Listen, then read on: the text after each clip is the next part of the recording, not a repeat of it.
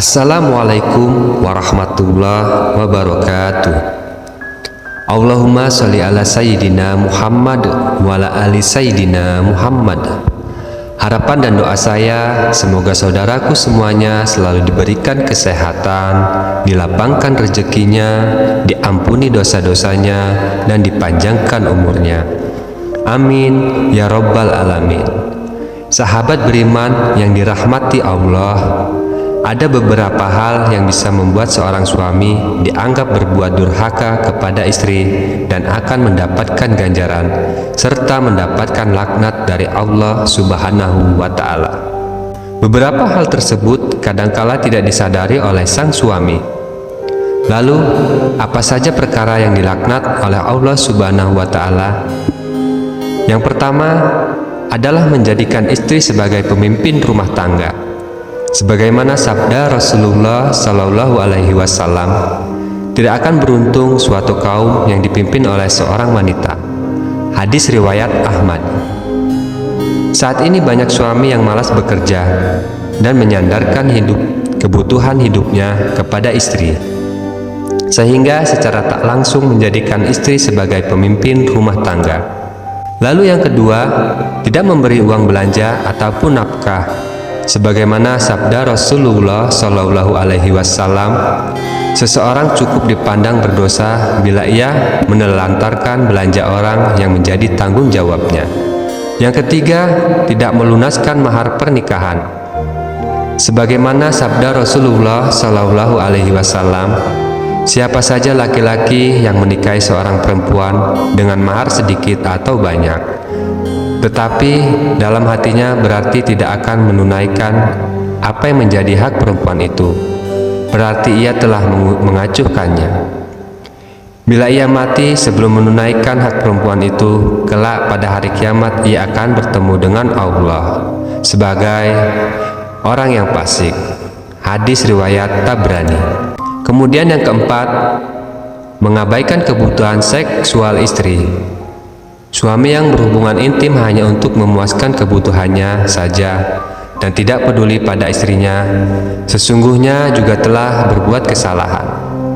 Dari Anas radhiyallahu anhu, Rasulullah Shallallahu Alaihi Wasallam bersabda, jika seseorang di antara kalian bersenggama dengan istrinya, hendaklah ia melakukannya dengan penuh kesungguhan. Selanjutnya, bila ia telah menyelesaikan kebutuhannya dan mendapatkan kepuasan, tetapi istrinya belum mendapatkan kepuasan, janganlah ia buru-buru menyelesaikannya sampai istrinya menemukan kepuasan. Hadis riwayat Abdul Razak dan Abu Ya. Lalu yang kelima, berzina ketika istri haid atau melalui dubur. Dari Ibnu Abbas radhiyallahu anhu, beliau berkata, Umar bin Khattab datang kepada Rasulullah Shallallahu Alaihi Wasallam dan ia bertanya, "Ya Rasulullah, saya telah binasa." Beliau bertanya, "Apa yang menyebabkan kamu binasa?" Kemudian ia menjawab, "Semalam saya telah membalik posisi istriku." Namun dia tidak menjawab sedikit pun. Kemudian Rasulullah Shallallahu Alaihi Wasallam bersabda, istri kalian adalah ladang bagi kalian, maka datangilah ladang kalian di mana dan kapan saja kalian inginkan. Selanjutnya beliau bersabda, datangilah dari depan atau belakang, tapi jauhilah dubur. Hadis riwayat Tirmizi. Kemudian yang keenam, menuduh istri berzina. Sebagaimana firman Allah Subhanahu wa Ta'ala dalam Quran surat An-Nur ayat 6-7.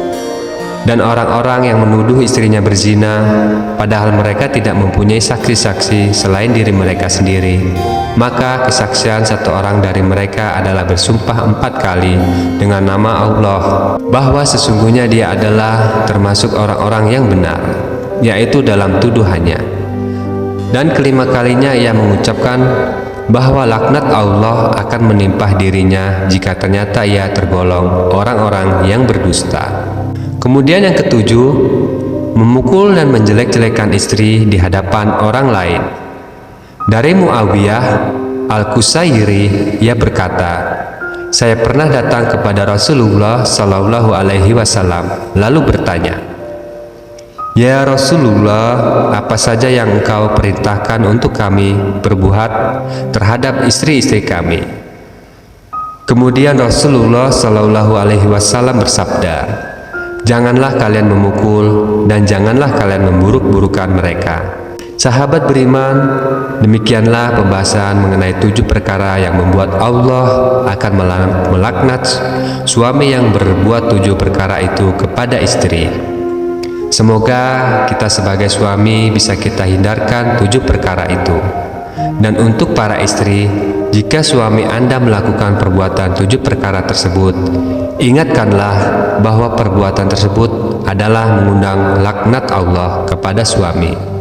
Wallahu a'lam bishawab. Demikian yang bisa saya sampaikan dan bagikan.